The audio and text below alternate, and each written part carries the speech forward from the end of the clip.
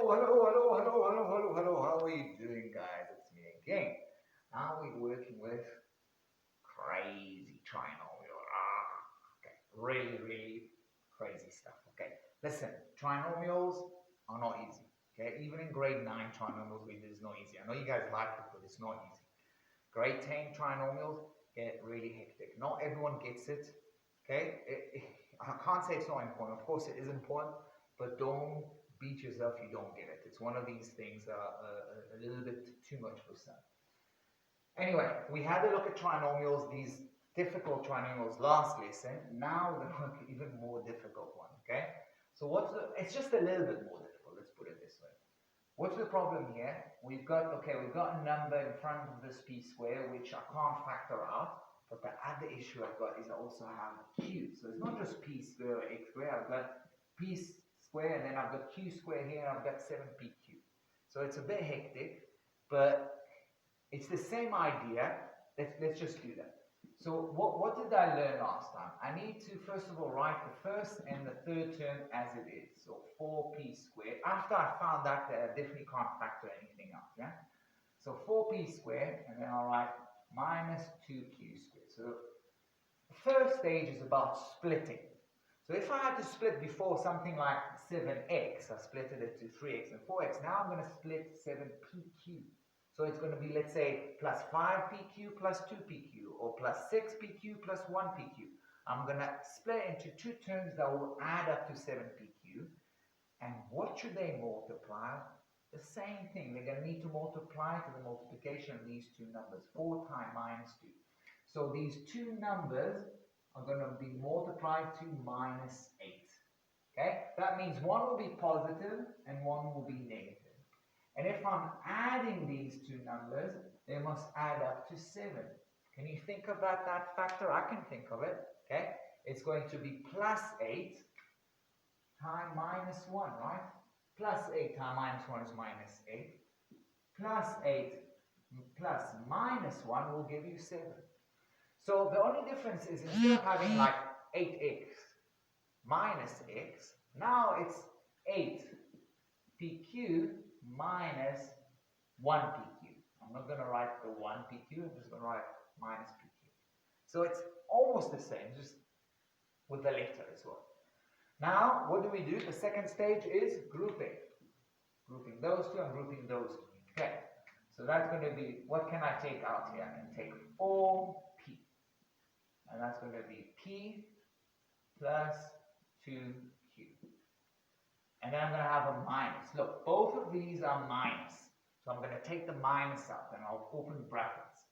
Before I open the brackets, I need to find a common factor here, which in this case is q. So minus q. Okay? And then what will I have here? P plus 2q. Now I better have the same brackets, because the next stage, I have to have the same brackets, otherwise I made a mistake. The next stage is to take p plus 2q out, and taking that as a factor. And then here I'm going to have 4p minus q. Done. Okay, one more.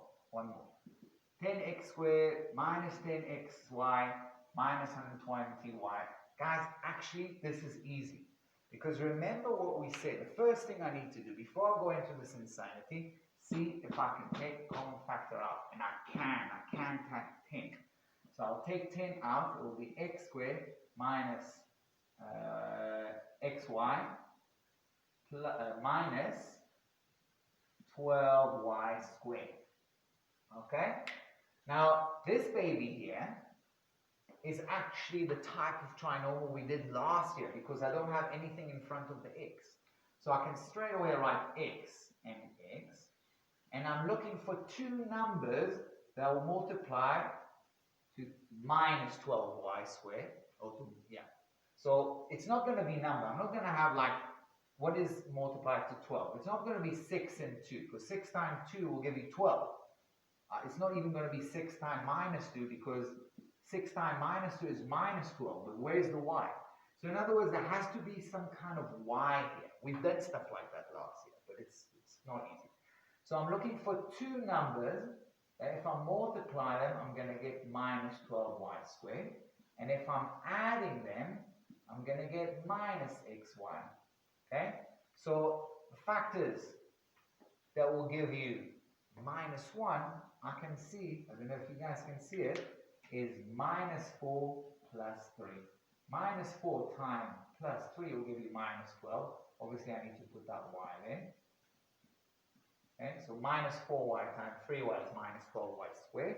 Minus 4y plus 3y will give you minus, shouldn't be xy, it should be just y. Okay? Yeah, just give you the xy. Yeah. So, yeah, so that's fine. So it's going to be minus 4y plus 3y. Let's just check that to make sure, because it looks like I got a bit confused.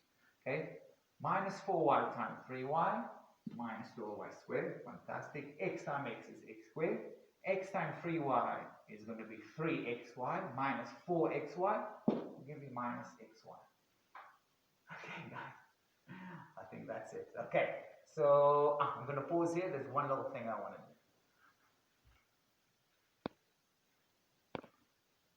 Okay, so the last 2 minutes or maybe 3 minutes, I would like to just practice again a little bit more grouping. We've done it in this new way of trinomial, the more difficult trinomial, but I want to do it also on its own because there's an exercise which I think is quite good for you to do on grouping. So we said when we have 4 terms, when we are asked to factorize, in the back of my mind we think, okay, there's some kind of grouping here. So we'll try and group these together. Grouping means we're going to try and get factor out for this and a factor out for that separately and then see what happens. So what can I factorize out here? X squared. Okay? And then I'm going to have 2x minus 3. Okay. Now I'm going to put a minus. You know, I'll even put a plus. If I'm clever, I'll put a minus, but I want to show you what happens if you put a plus. What can I factorize out here? And the answer is 3. Okay, so I'll get a 3 here, and then I'm going to get minus 2x plus 3. Okay. Now, we've got an issue here, okay, because the 2x minus 3 is not exactly minus 2x plus 3. Okay, what is minus 2x plus 3? I can write it as 3 minus 2x. Right? I just swapped them around, but kept their sign correct. Minus 2x plus 3 is the same as 3 minus 2x. Now, I would like to get that factor up, but it's not the same. So remember what we've done is, we have to swap the signs. So I'm going to write the first one as it is, and the second one, I'm going to change that to 2x minus 3, but the price I have to pay is that this plus become minus. Remember, that's why I said if you go minus, you'll be clever, so then you have to skip that. But if you didn't see it, it's fine, you can do it there. Then we look for the common factor, which is 2x minus 3. And we multiply it by x squared minus 3. Okay? And that's as far as we can. Can we factorize it? The answer no, because that's not a perfect square. If it was x squared minus 4 or minus 1, we can factorize it, but 3 is not a perfect square. Right, this is a bit of a tricky one. And that's why I put it there. So if I try and factorize those two, a minus b, I can't factorize anything. A plus ab minus 1, I can't factorize it, no way. But what can you factorize?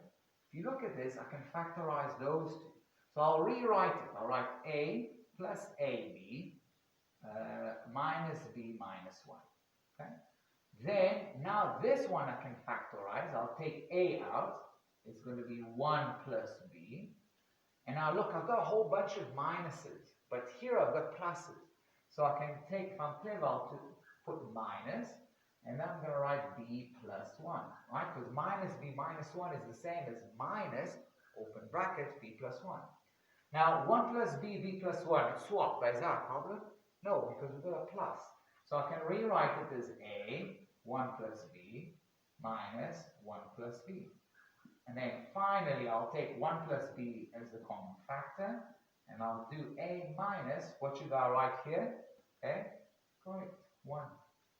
And that's it. Alright guys, I'm going to give you plenty of time to go through these exercises, because I know they ain't easy. If there's any problem, WhatsApp it to me. I'll try and send you some more help.